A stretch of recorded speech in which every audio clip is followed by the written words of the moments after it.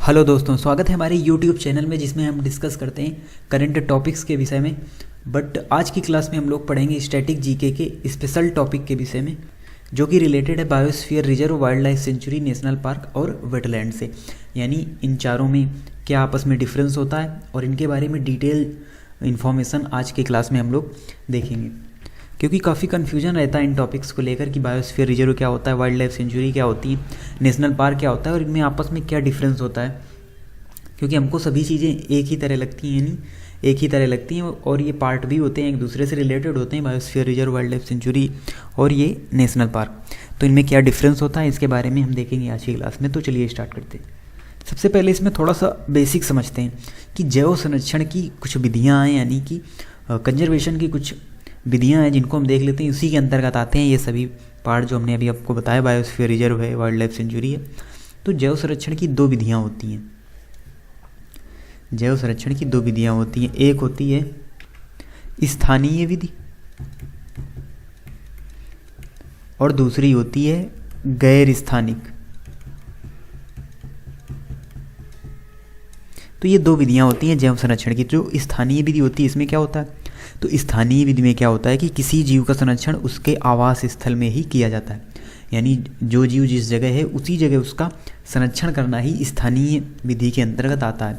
और इसी के अंतर्गत आते हैं ये सभी, यानी कि बायोस्फीयर रिजर्व हो गया, वाइल्ड लाइफ सेंचुरी हो गई और नेशनल पार्क हो गए, और उसके साथ वेटलैंड्स। तो ये सभी किसके अंतर्गत आते हैं, ये सभी आते हैं स्थानीय जैव संरक्षण के अंतर्गत। यानी इनमें क्या होता है, इन चारों में किसी जीव का संरक्षण उसके आवास स्थल में ही किया जाता है। और गैर स्थानिक में कौन कौन से आते हैं, तो गैर स्थानिक में आते हैं हमारे जू, यानी कि चिड़ियाघर और बॉटनिकल गार्डन, सीड बैंक हो गए। तो ये सभी जो हैं ये सभी आते हैं गैर स्थानिक विधियों के अंतर्गत। तो जो गैर स्थानिक विधियाँ हैं ये हमारे लिए उतना इम्पोर्टेंट नहीं है, यानी इनसे रिलेटेड कोई भी क्वेश्चंस हमारे कम्पिटिटिव एग्जाम में नहीं पूछा जाता है।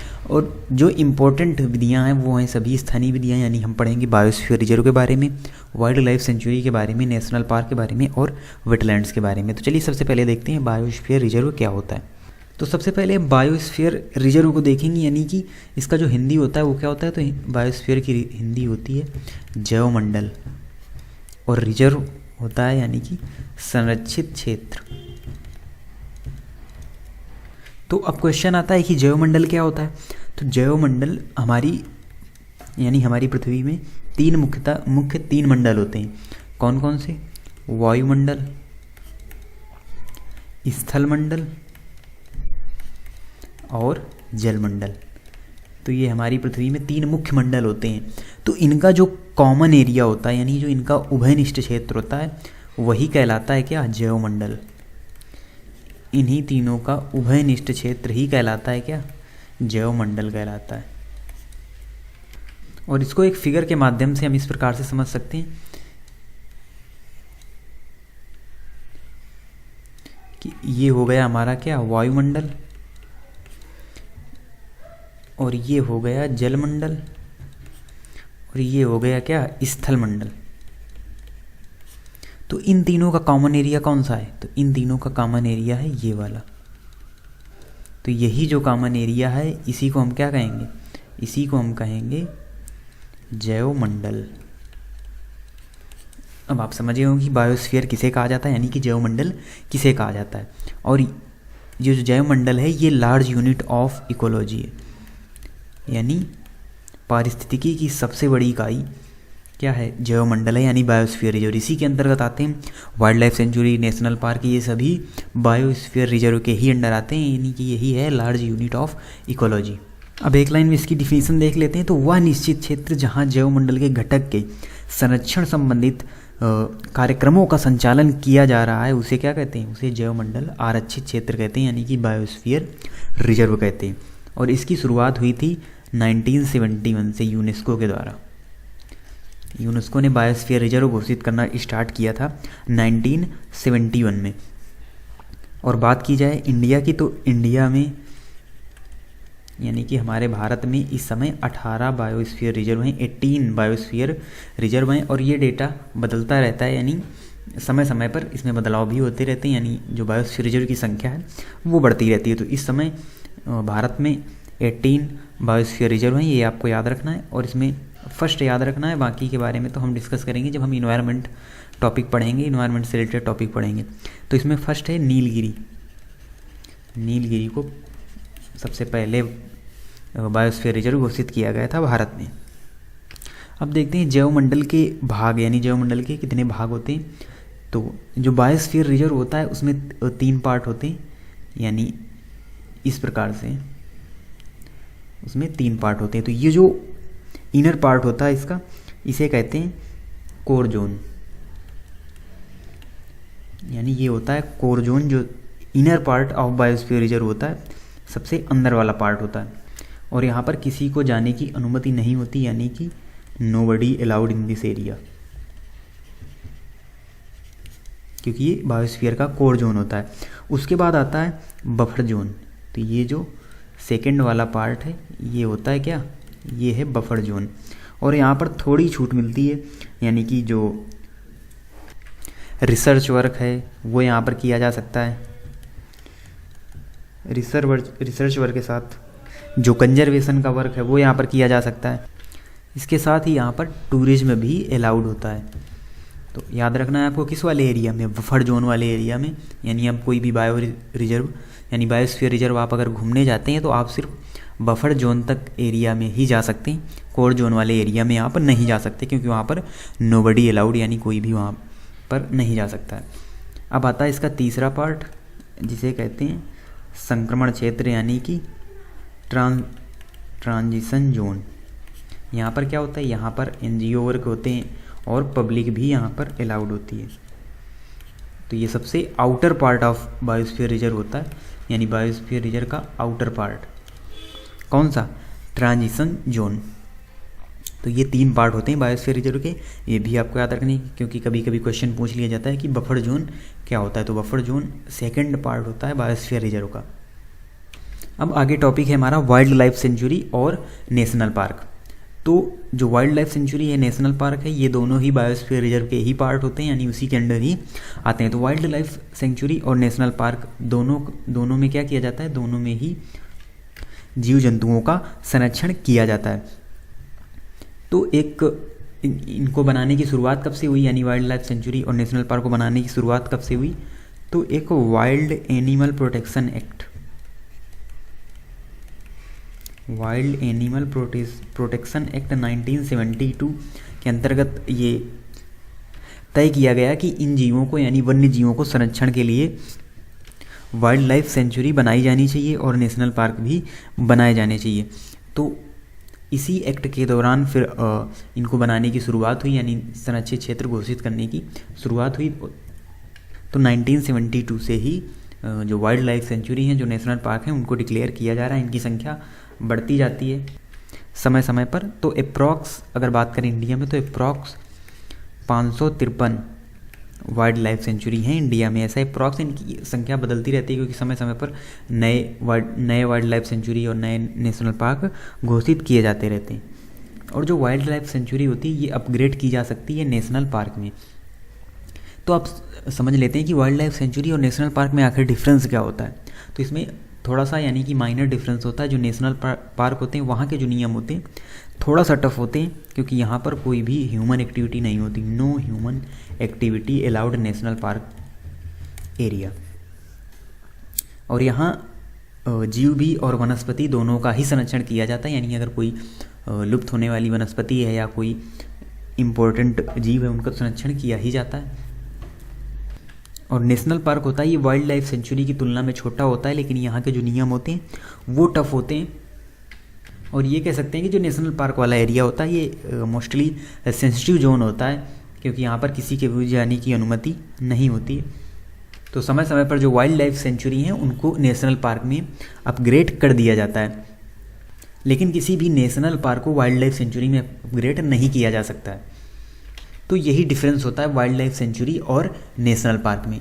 इसके साथ ही साथ जैसे कुछ जीव हैं, यानी काफ़ी लुप्तप्रिय या काफ़ी मात्रा में शिकार जिन जीवों का किया जाता है तो उनके लिए फिर अलग से रिजर्व बनाए जाते हैं, जैसे कि टाइगर रिजर्व, एलिफेंट रिजर्व। तो इनके संरक्षण के लिए अलग से रिजर्व ही बनाए जाते हैं जो इसी के अंडर आते हैं, वाइल्ड लाइफ सेंचुरी के अंतर्गत ही आते हैं। तो उनको भी देख लेते हैं। तो सबसे पहले हम देखेंगे टाइगर रिजर्व के बारे में। तो सन 1971 से टाइगर रिजर्व घोषित किए जा रहे हैं, क्योंकि टाइगर का संरक्षण करना, वैसे जो शिकारी लोग हैं इनका शिकार कर लेते थे और फिर इनकी खाल आदि की तस्करी होती थी। इसीलिए टाइगर के संरक्षण के लिए सरकार ने 1971 से टाइगर रिजर्व बनाने की घोषणा की। यानी ये मोस्टली टाइगर के लिए ही बनाए जाते हैं और उनको संरक्षित किया जाता है, क्योंकि जो 70% टाइगर, यानी विश्व के 70% टाइगर हैं वो इंडिया में पाए जाते हैं और इनकी विशेष जो प्रजातियां हैं वो भी भारत में पाई जाती हैं, जैसे कि रॉयल बंगाल टाइगर जो सुंदरवन वाले एरिया में पाए जाते हैं।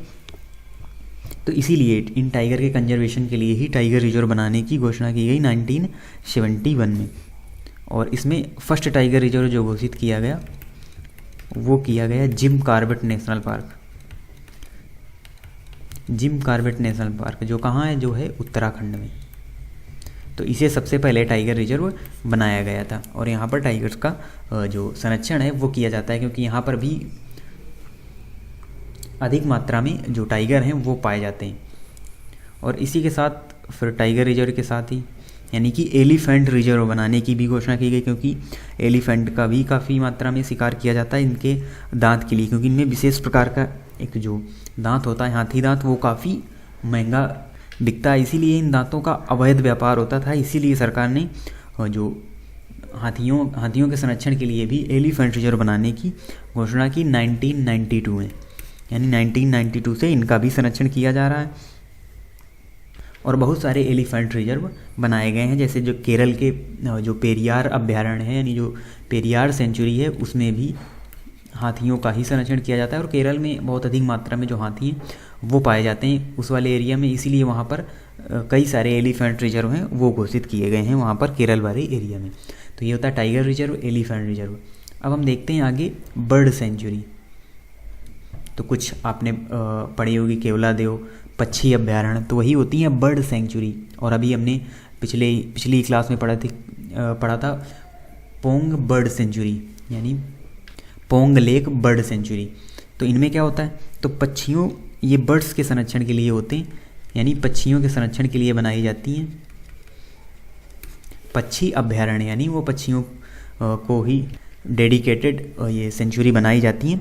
क्योंकि क्या होता है कि सर्दियों के मौसम में, यानी नवंबर से मार्च के महीने में, यानी सर्दियों के महीने में जो साइबेरियन बर्ड्स हैं, यानी जो माइग्रेटरी बर्ड्स हैं साइबेरिया से चलकर भारत आते हैं और यहाँ पर जो सर्दियाँ हैं वो गुजारते हैं और यहीं पर विचरण करते हैं। क्योंकि साइबेरिया में जो टेम्परेचर है वो माइनस में चला जाता है, -40-50 डिग्री वहाँ पर टेम्परेचर हो जाता है, इसीलिए वो यहाँ आ जाते हैं। तो उनका शिकार ना हो और उनको बचाया जा सके, इसीलिए सरकार ने कई जगह बर्ड सेंचुरी भी डिक्लेयर की हैं, जैसे पोंग लेक बर्ड सेंचुरी, और राजस्थान में है भरतपुर केवलादेव पक्षी अभ्यारण्य,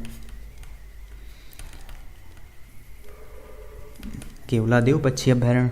तो बहुत सारे जो बर्ड सेंचुरी हैं वो भी हमारे देश में, जिनमें मुख्यतः कौन सी हैं, पोंग लेक बर्ड सेंचुरी और केवलादेव पक्षी अभ्यारण्य। यहाँ पर आपको लाखों की संख्या में जो बर्ड्स हैं वो देखने को मिलेंगे। तो आप अब अच्छी तरीके से समझ गए होंगे कि क्या इनमें डिफरेंस होता है, बायोस्फीयर रिजर्व क्या होता है, वाइल्ड लाइफ सेंचुरी क्या होती है, नेशनल पार्क क्या होता है, और टाइगर रिजर्व, एलिफेंट रिजर्व और बर्ड सेंचुरी, इन सभी के बारे में हमने डिटेल से डिस्कस किया। अब इसी से रिलेटेड एक और टॉपिक बचता है हमारा, जो कि है वेटलैंड्स, यानी कि आर्द्र भूमि। तो वेटलैंड्स क्या होती हैं, यानी कि आर्द्र भूमि क्या होती है। तो ये देखिए फिगर, ये है वेटलैंड्स यानी कि आर्द्र भूमि। और ये कैसे क्षेत्र होते हैं, तो दीज आर मार्सी एरियाज। ये कैसे एरियाज होते हैं, मार्सी एरियाज यानी कि दलदली क्षेत्र होते हैं। और किस क्षेत्र को वेटलैंड्स घोषित किया जाता है, ये भी क्वेश्चन आपके माइंड में होगा। तो केवल दलदली क्षेत्र होने से ही काम नहीं चलेगा, यहाँ पर क्या होना चाहिए, कम से कम 8 महीने से पानी भरा हो, 8 महीने से पानी भरा हो। और इतने से भी काम नहीं हो कि आप कहीं पर दलदली क्षेत्र भी है, 8 महीने से पानी भरा है, तो वहाँ पर हमने उसको आर्द्र भूमि घोषित कर दी, वेटलैंड्स घोषित कर दी। तो ऐसा बिल्कुल भी नहीं होता। इसमें एक और शर्त है कि वहाँ पर हाई बायोडाइवर्सिटी हो, हाई बायोडाइवर्सिटी हो, यानी कि काफ़ी मात्रा में जो जैव विविधता है वो होनी चाहिए वहाँ पर, तभी उसको एक वेटलैंड्स घोषित किया जाएगा, एक आर्द्र भूमि का दर्जा दिया जाएगा। और अब देख लेते हैं इनके एडवांटेज के बारे में, यानी कि क्या लाभ होते हैं वेटलैंड्स होने से, आर्द्र भूमि होने से, और क्यों इनका संरक्षण जरूरी है हमारे लिए। तो जो वेटलैंड्स होती हैं उन्हें कहा जाता है क्या, उन्हें कहा जाता है किडनी ऑफ अर्थ। इन्हें क्या कहा जाता है, किडनी ऑफ अर्थ। क्यों कहा जाता है किडनी ऑफ अर्थ, तो किडनी का वर्क क्या होता है, वाटर को फिल्टर करना, यानी किडनी हमारी बॉडी में वाटर को फिल्टर करती है। उसी प्रकार से जो आर्द्र भूमियाँ होती हैं, जो वेटलैंड्स होती हैं, वो कार्बन अमाउंट को फिल्टर करती हैं फ्लोइंग वाटर से। तो ये क्या करती हैं, ये कार्बन अमाउंट को फिल्टर करती हैं,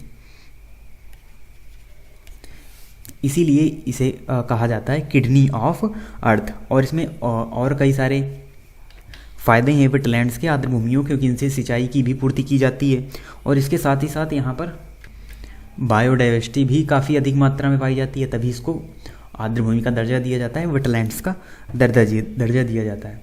तो ये हो गई वेटलैंड्स, आप देख भी सकते हैं फिगर के माध्यम से। अब इनको जब बात आती है संरक्षण के लिए, तो इनके संरक्षण के लिए क्या किया गया है उसको डिस्कस करते हैं। तो 2 फरवरी 1971 को ईरान में एक शहर है रामसर। ये कहाँ का शहर है, ईरान का शहर है रामसर। तो वहीं पर एक सम्मेलन का आयोजन किया गया। 2 फरवरी 1971 को ईरान के रामसर सिटी में एक सम्मेलन का आयोजन किया गया, जिसमें इन आर्द्र भूमियों को यानी वेटलैंड्स को कंजर्व करने की बात कही गई, यानी कंजर्वेशन ऑफ वेटलैंड्स वहाँ पर डिस्कस किया गया कि इन वेटलैंड्स का, इन आर्द्र भूमियों का किस प्रकार से कंजर्वेशन किया जाए और नई नई वेटलैंड्स ढूंढी जाएं, यानी notice new wetlands.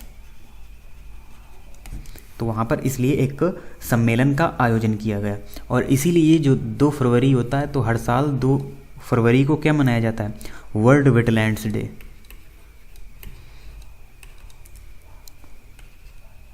World wetlands day मनाया जाता है 2 फरवरी को। तो 1971 में सम्मेलन हुआ, और 1975 में इसे लागू किया गया है कि हमको इनका कंजर्वेशन करना है, इन वेटलैंड्स का कंजर्वेशन करना है, जिन्हें रामसर साइट्स का दर्जा दिया जाएगा उनका हमको संरक्षण करना है, और नई नई वेटलैंड्स खोजते रहना है। तो 1975 में इसे लागू किया गया ऑल वर्ल्ड में। फिर इसमें भारत कब शामिल हुआ, तो भारत इसमें शामिल हुआ 1981 को, और वर्तमान समय में भारत में 42 वेटलैंड्स घोषित हैं, यानी वेटलैंड्स नहीं, रामसर साइट्स घोषित हैं।